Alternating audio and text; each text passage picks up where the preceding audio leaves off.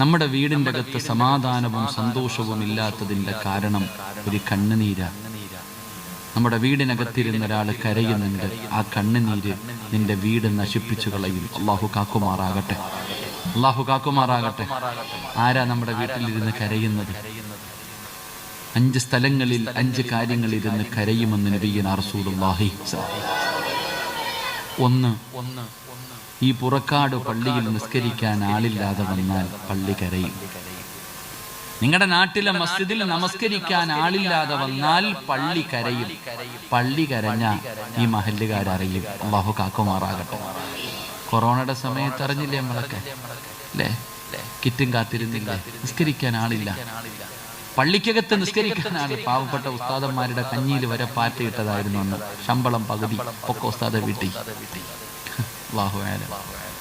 എടോ, നിസ്കരിക്കാൻ പള്ളിക്കകത്ത് ആളി